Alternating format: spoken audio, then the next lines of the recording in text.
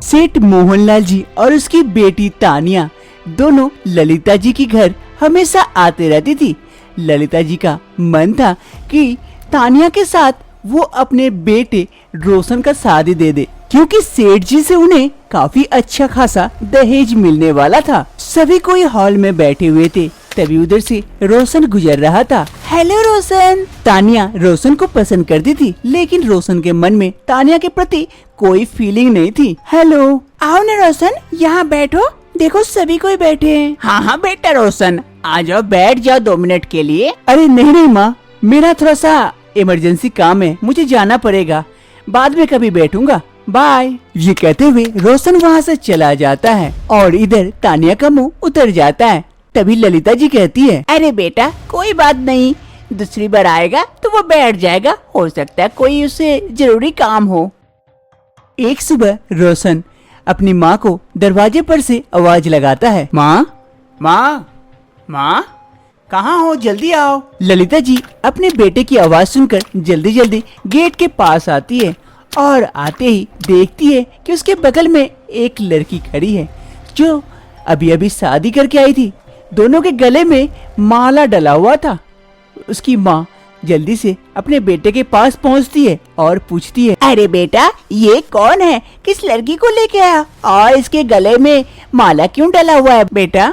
अरे माँ ये सीमा है, हम दोनों एक ही ऑफिस में काम करते थे, दोनों ने शादी कर ली और मैं सीमा से काफी दिनों से प्यार करता था। ये बात सुन ललिता जी के पैरों तले जमीन खिसक जाती है। अरे बेटा पागल वगल हो गया क्या, किसी भी लड़की को पकड़ के शादी करके लेके घर आ गया, तुम्हारा दिमाग खराब हो गया है क्या? जरूर इस लड़की की चालाकी होगी, मेरे बेटे को फंसाकर शादी कर ली, रुक मैं दिखाती हूँ तुझे। अरे नहीं माँ, इसने मुझे कोई फंसाया नहीं है, हम दोनों एक दूसरे से प्यार करते थे, इसीलिए हम दोनों ने शादी कर ली। लेकिन बेटा बोल के तो करना चाहिए था, समाज क्या कहेगा? अरे माँ समाज जो कहेगा कहने दो। अरे सीमा चलो घर के अंदर चलो। रोशन और सीमा दोनों घर के अंदर चले जाते हैं और इधर ललिता जी सोचने लगती है, अरे ये क्या हो गया मेरा बेटा, ये क्या कर दिया?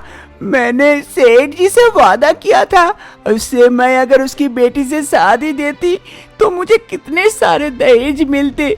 ये किससे शादी करके आ गया, किस भिखारी से, एक पैसा एक फूटी कौड़ी तक नहीं लाया। ए भगवान अब क्या होगा मेरा? ललिता जी काफी लालची इंसान थी, वो अगर सेठ जी के बेटी से शादी देते तो उसे ढेर सारा दहेज मिलता, लेकिन उसके बेटे रोशन ने उसके किए किराए पर पानी फेंक दिया। दूसरी रोज ललिता जी हॉल में खड़ी थी, तभी उसकी बहू सीमा सीढ़ी पर से उतर रही थी। ललिता जी सोचती है, अरे चुड़ैल कहीं की, मेरे बेटे को फंसा कर शादी कर ली, मेरे सारे किए किराए पर पानी फेंक दी, तुझे मैं नहीं छोड़ूंगी, तुझे मैं सबक सिखा के रहूंगी। ललिता जी ये सोच ही रही थी कि उसकी बहू उधर से गुजर रही थी। ललिता जी तुरंत कहती है, अरे बहू इधर सुन।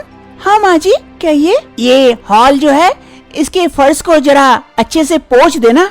लेकिन माँ जी मैं और कोई काम करने वाले नहीं है। अरे नहीं नहीं, तू आ गई तो और काम करने वाले की क्या जरूरत है, तू ही तो कर लेगी, छोटा सा तो घर है, जल्दी से साफ कर देना और मेरे लिए नाश्ता लेके आना। ये कहते हुए ललिता जी वहाँ से चली जाती है और इधर सीमा सारे घर को पोंछने में लग जाती है। फिर सीमा नाश्ता लेकर उसकी सास के कमरे में पहुँचती है। ये लीजिए माँ जी आपका नाश्ता। हाँ हाँ लाओ, ठीक है अब जाओ। सीमा नाश्ता देकर वहाँ से चली जाती है। ललिता जी कमरे में बैठी हुई थी, तभी सोचती है, अरे मैं उसे और कैसे परेशान करूँ ताकि वो यहाँ से छोड़ छाड़ के भाग जाए और मैं अपने बेटे की शादी सेठ जी की बेटी के साथ दे दूंगी, बहुत सारा दहेज मिलेगा मुझे। एक काम करती हूँ, कुछ ऐसा बनाने बोलती हूँ जिसमें से उसे काफी लेट लगे और मैं उसे सुना पाऊँ। अरे बहू बहू। सीमा अपनी सास की आवाज सुनकर वहाँ पहुँचती है। हाँ माँ जी कहिए, कुछ कह रहे थे? एक काम कर बहू, मेरे लिए बिरयानी बना के लेके आ जल्दी से। लेकिन माँ जी मुझे बिरयानी बनाना नहीं आता है। क्या तुम्हें बिरयानी बनाना नहीं आता है और शादी करके आ गई? जाओ चुपचाप मन से बना के लेके आओ मेरे लिए, मुझे नहीं पता कैसे बनाओगी, और अगर खराब हुआ खाने में तो सोच लेना तुम्हें ही खिलाऊंगी सारा बिरयानी। सीमा काफी मुश्किल घड़ी में पड़ गई थी क्योंकि उसे बिरयानी बनाना नहीं आता था और उसकी सास के लिए उसे बिरयानी बनाना था। वो वहाँ से धीरे धीरे किचन की ओर जाती है। अब आएगा मजा, मजा देखती हूँ कैसे बनाती है बहू बिरयानी। सीमा किचन तो आ गई थी, लेकिन बड़ी समस्या में थी क्योंकि उसे बिरयानी बनाना नहीं आता था। अरे अब मैं क्या करूं, मुझे बिरयानी बनाना नहीं आता है और सासू माँ ने जानबूझ के मुझे परेशान करने के लिए बिरयानी बनाने बोली है। कुछ तो करना पड़ेगा सासू माँ का। अरे एक काम करती हूँ, मैं ऑनलाइन ऑर्डर कर देती हूँ, बिरयानी आ जाएगा। मैं उसे प्लेट में सर्व करके सासू माँ को दे दूंगी, सासू माँ को पता भी नहीं चलेगा। जल्दी से ऑर्डर करती हूँ। सीमा जल्दी से मोबाइल निकालती है और बिरयानी ऑर्डर करने लगती है। बिरयानी ऑर्डर कर देती है और इंतजार करने लगती है बिरयानी आने का। कुछ ही समय बाद बिरयानी आ जाता है। डिलीवरी बॉय बिरयानी लेके दरवाजे पे खड़ा था।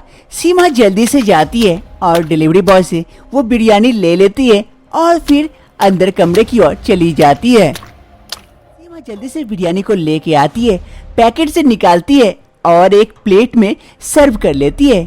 अरे लेकिन ऐसे अगर सासू माँ को मैं बिरयानी खिला दी तो कल को और करेगी, ये खिलाओ वो करो। कुछ तो सबक सिखाना पड़ेगा। सोच सीमा सोच, जल्दी से क्या कर सकते हैं। सीमा के पास एक खुरपाती आइडिया आता है। वो उस बिरयानी में पेट खराब वाली गोली मिला देती है और उसे लेकर अपने सासू माँ के पास चली जाती है। ललिता जी अपने कमरे में बैठकर इंतजार कर रही थी। तभी सीमा बिरयानी लेकर वहाँ पहुँचती है। अरे माँ जी, ये लीजिए आपका बिरयानी। अरे वाह बहू, तुम तो बोल रही थी कि तुम्हें बिरयानी बनाना नहीं आता है, लेकिन सुगंध तो बड़ी अच्छी आ रही है। टेस्ट भी अच्छा होना चाहिए था कि। अरे हाँ माँ जी, मैंने अपने मन से बनाया है। बहुत ही खास बिरयानी आपके लिए, खा के देखिए, बड़ा मजा आएगा। लाओ जल्दी लाओ, और मैं खुद को रोक नहीं पा रही हूँ, इतना अच्छा महक आ रहा है।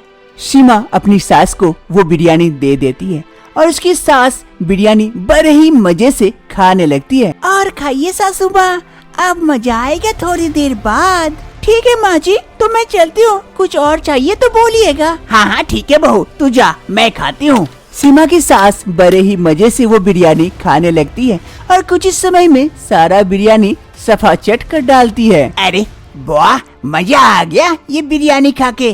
कल फिर बहू को बनना पड़ेगा बिरयानी बनाने के लिए, बड़ी अच्छी बनाती है बिरयानी। कुछ वक्त बीता ही था कि ललिता जी के पेट में दर्द स्टार्ट हो गया था। उनका पेट गुड़गुड़ करने लगा था। अरे ये क्या हो रहा है, मेरे पेट में अचानक से दर्द स्टार्ट हो गया और मेरे पेट गुड़गुड़ क्यों कर रहा है? लगता है मुझे शौच लगी है। अरे बड़ी जोर की शौच लगी है, जल्दी जाती हूँ। अरे कहीं बहू ने कुछ बिरयानी में मिला के नहीं ना खिला दी, उल्टा पुल्टा बिरयानी खा के मेरा ऐसा हालत हो गया। बाद में दिखाती हूँ बहू तुझे, अभी चल जल्दी से शौच। फिर ललिता जी जल्दी जल्दी शौच के लिए भागती है। ललिता जी शौचालय में शौच करने बैठ जाती है। उनका पेट खराब हो गया था।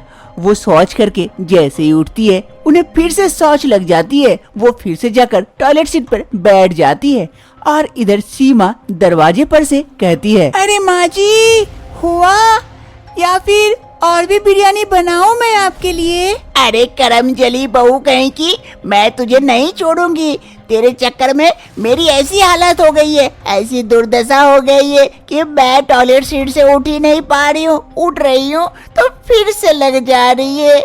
मैं तुझे नहीं छोड़ूंगी। अरे माँ जी, छोड़ेंगे तो बाद में, पहले बाहर तो आइए। दोस्तों, अगर आपकी सास भी आपको ऐसे परेशान करे तो अपनाए ये उपाय।